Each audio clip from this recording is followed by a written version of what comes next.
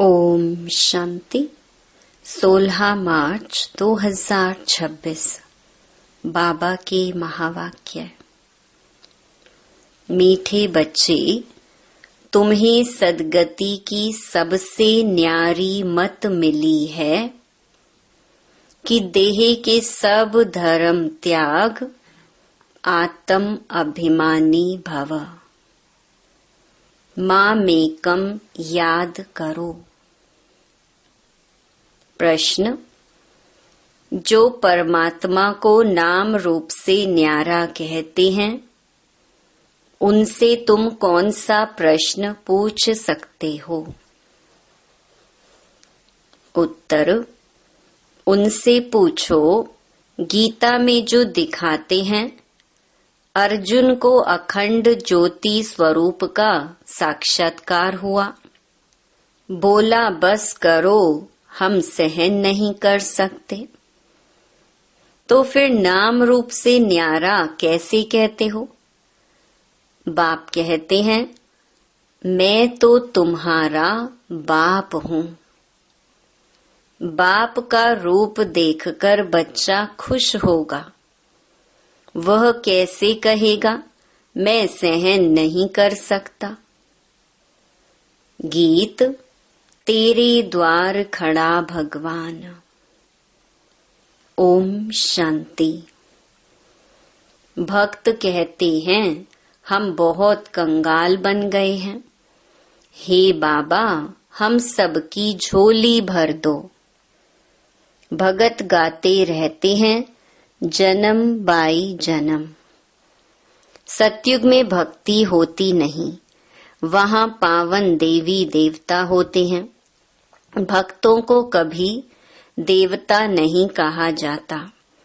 जो स्वर्गवासी देवी देवता होते हैं, वह फिर पुनर्जन्म लेते लेते नरकवासी, पुजारी, भगत, कंगाल बनते हैं।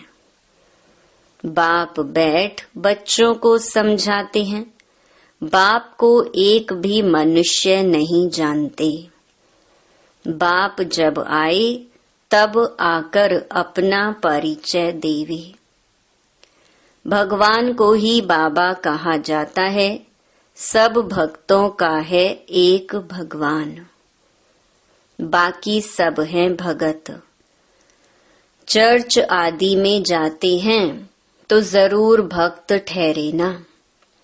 इस समय सब पतित तमो प्रधान है, इसीलिए सब पुकारते हैं, हे पतितों को पावन बनाने वाले आओ। हे बाबा, हम भक्तों की झोली भर दो। भक्त भगवान से धन मांगते हैं। तुम बच्चे क्या मांगते हो? तुम कहते हो, बाबा हमको स्वर्ग का मालिक बनाओ। वहाँ तो अथाह धन होता है, हीरे जवाहरात के महल होते हैं। अभी तुम जानते हो, हम भगवान द्वारा राजाई का वर्षा पा रहे हैं। यह सच्ची गीता है, वह गीता नहीं। वह तो पुस्तक आदि भक्ति मार्ग के लिए बनाए हैं। उनको भगवान ने ज्ञान नहीं दिया। भगवान तो इस समय नर से नारायण बनाने के लिए राजयोग सिखाते हैं। राजा के साथ प्रजा भी जरूर होगी। सिर्फ लक्ष्मी नारायण तो नहीं बनेंगे, सारी राजधानी बनती है। अब तुम बच्चे जानते हो कि भगवान कौन है, और कोई भी मनुष्य मात्र नहीं जानते। बाप कहते हैं, तुम कहते हो ओ गॉड फादर, तो बताओ तुम्हारे गॉड फादर का नाम, रूप, देश, काल क्या है? न भगवान को जानते हैं, न उनकी रचना को जानते हैं। बाप आकर कहते हैं, कल्प कल्प के संगम पर आता हूँ। सारी रचना के आदि मध्य अंत का राज मैं रचता ही आकर समझाता हूँ।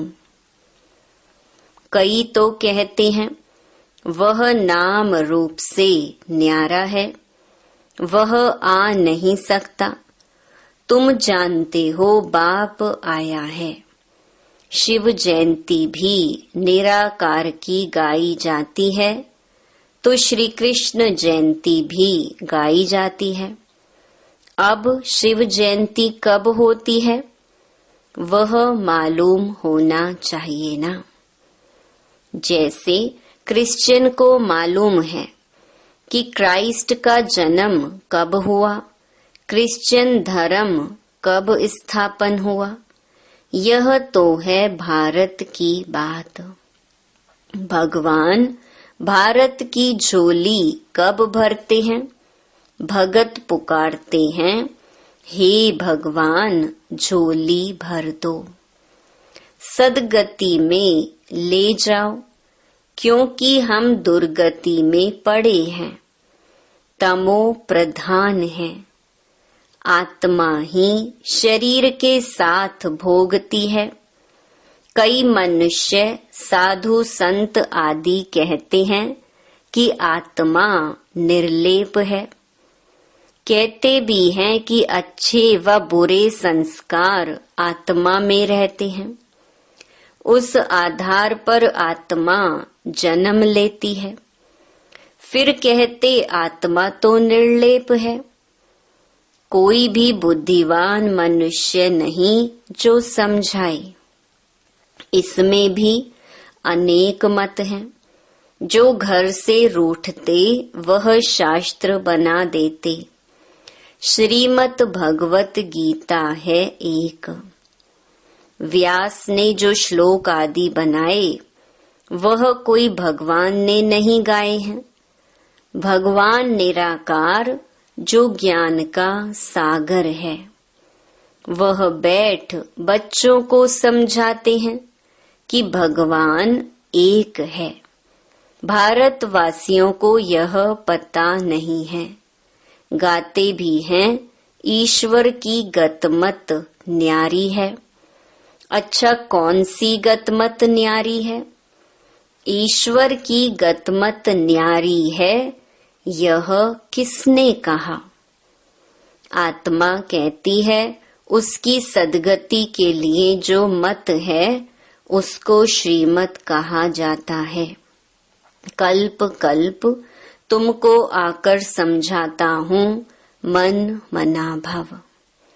देह के सब धर्म त्याग, आत्म अभिमानी भव। मामेकम याद करो। अभी तुम मनुष्य से देवता बन रहे हो। इस राजयोग की एम ऑब्जेक्ट है ही लक्ष्मी नारायण बनना। पढ़ाई से कोई राजा बनते नहीं हैं, ऐसा कोई स्कूल नहीं है। गीता में ही है तुम बच्चों को राजयोग सिखाता हूँ। आता भी तब हूँ जबकि कोई भी राजा का राज्य नहीं रहता। मुझे एक भी मनुष्य बिल्कुल नहीं जानते।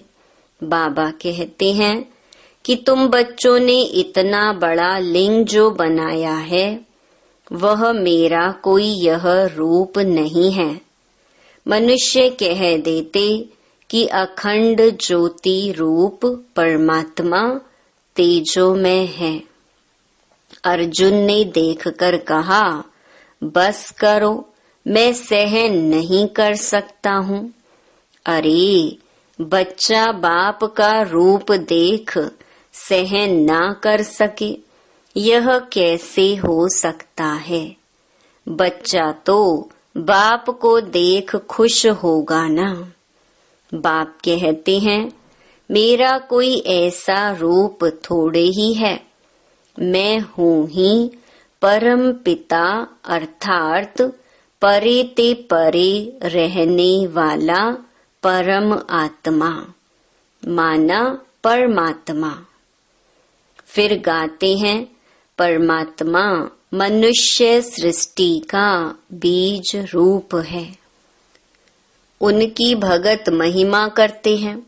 सतयुग त्रेता में कोई महिमा नहीं करते, क्योंकि वहां तो है सुख। गाते भी हैं दुख में सिमरन सब करें, सुख में करे न कोई। इनका भी अर्थ नहीं समझते हैं। तोते मुहाफिक सब कहते रहते हैं। सुख कब होता है, दुख कब होता है। भारत की ही तो बात है ना। 5000 वर्ष पहले स्वर्ग था, फिर त्रेता में 2 कला कम हुई। सतयुग त्रेता में दुख का नाम नहीं रहता, है ही सुख धाम। स्वर्ग कहने से मुख मीठा होता है। हेवन में फिर दुख कहाँ से आया। कहते हैं कि वहां भी कंस, जरासंधि आदि थे, परंतु यह हो नहीं सकता। भक्त समझते हैं कि हम 9 भक्ति करते हैं तो दीदार होता है। दीदार होना गोया हमको भगवान मिला। लक्ष्मी की पूजा की, उनका दर्शन हुआ, बस हम तो पार हो गए। इसमें ही खुश हो जाते हैं, परंतु है कुछ भी नहीं। अल्प काल के लिए सुख मिलता है, दर्शन हुआ खलास। ऐसे तो नहीं मुक्ति, जीवन मुक्ति को पा लिया, कुछ भी नहीं। बाबा ने सीढ़ी पर भी समझाया है, भारत ऊंच ते ऊंच था, भगवान भी ऊंच ते ऊंच है। भारत में ऊंच ते ऊंच वर्षा है इन लक्ष्मी नारायण का। जब स्वर्ग था सतो प्रधान थे, फिर कलयुग अंत में सब तमो प्रधान होते हैं। पुकारते हैं हम बिल्कुल पतित हो गए हैं। बाप कहते हैं कि मैं कल्प के संगम युग पर आता हूँ तुमको राजयोग सिखाने। मैं जो हूँ, जैसा हूँ, मुझे यथार्थ रीति कोई नहीं जानते। तुम्हारे में भी नंबरवार पुरुषार्थ अनुसार जानते हैं। सीढ़ी वाला चित्र दिखाना है। यह भारत की सीढ़ी है। सतयुग में देवी देवता थे। 5000 वर्ष पहले भारत ऐसा था। शास्त्रों में लाखों वर्ष का कल्प लिख दिया है। बाप कहते हैं कि लाखों वर्ष का नहीं, कल्प 5000 वर्ष का है। सतयुग त्रेता नई दुनिया, द्वापर कलयुग पुरानी दुनिया। आधा आधा होता है ना। नई दुनिया में तुम भारतवासी थे। बाप समझाते हैं, मीठे बच्चे, अब तुम अपने जन्मों को जानते हो, बाकी कोई रथ आदि की बात नहीं है। श्री कृष्ण तो सतयुग का प्रिंस है। श्री कृष्ण का वह रूप सिवाय दिव्य दृष्टि के देखा नहीं जाता। यह चैतन्य रूप से तो सतयुग में थे, फिर कब वह रूप मिल नहीं सकता। फिर तो नाम रूप देश काल बदल जाता है।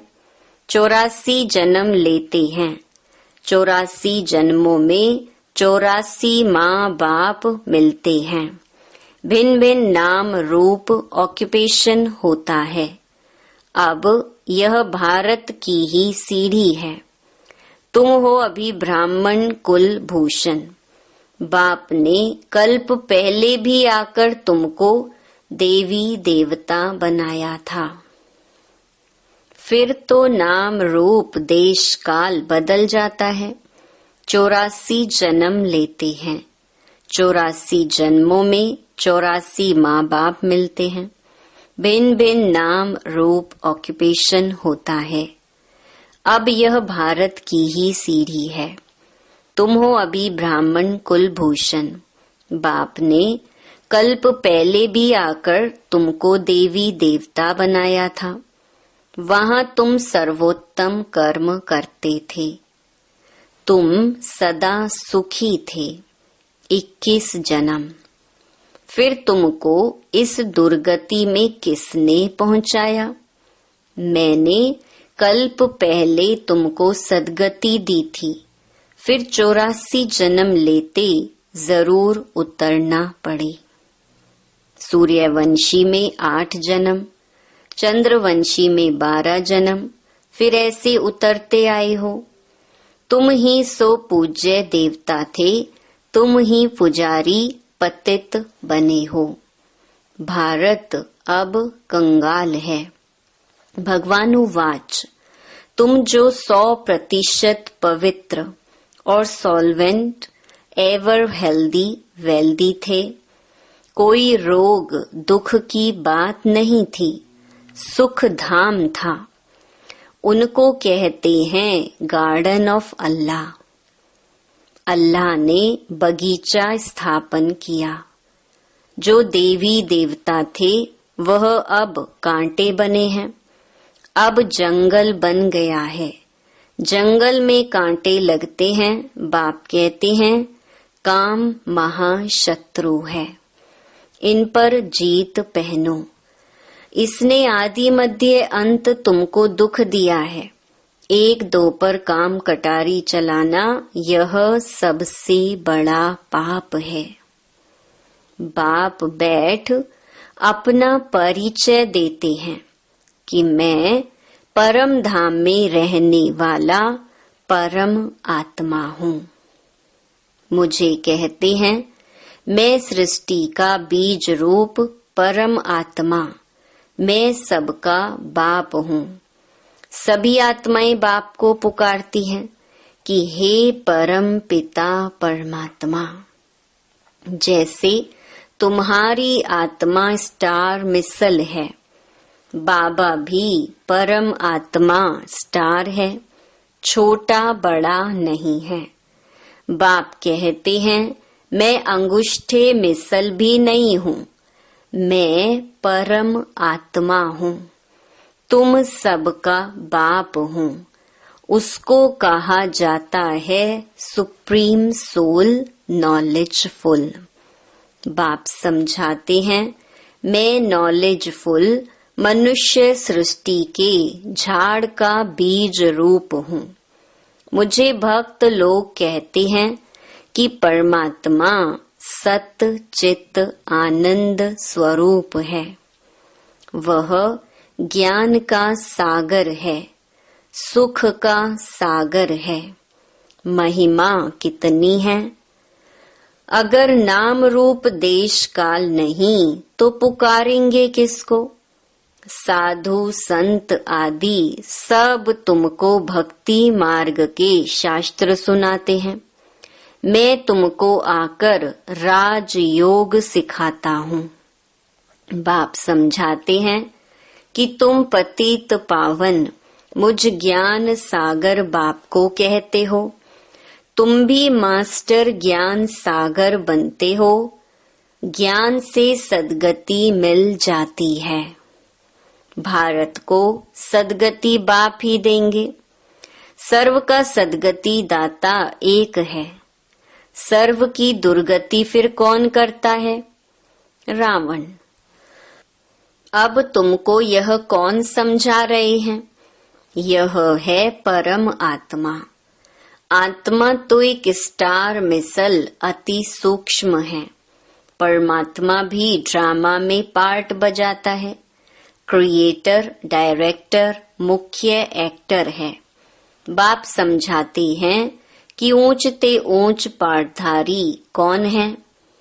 ऊंचते ऊंच भगवान, जिसके साथ तुम आत्माएं बच्चे सब रहते हो। कहते भी हैं कि परमात्मा सबको भेजने वाला है। यह भी समझने की बात है। ड्रामा तो अनादि बना हुआ है। बाप कहते हैं कि मुझे तुम कहते हो ज्ञान का सागर, सारी सृष्टि के आदि मध्य अंत को जानने वाला। अभी यह जो शास्त्र आदि पढ़ते हैं, इनको बाप जानते हैं। बाप कहते हैं कि मैं प्रजापिता ब्रह्मा के द्वारा सभी शास्त्रों का सार आकर बताता हूँ। दिखाते हैं कि विष्णु की नाभि से ब्रह्मा निकला। तो कहाँ निकला? मनुष्य तो जरूर यहाँ ही होंगे ना। इनकी नाभि से ब्रह्मा निकला, फिर भगवान ने बैठ इनके द्वारा सभी वेदों शास्त्रों का सार सुनाया। अपना भी नाम रूप देश काल समझाया है।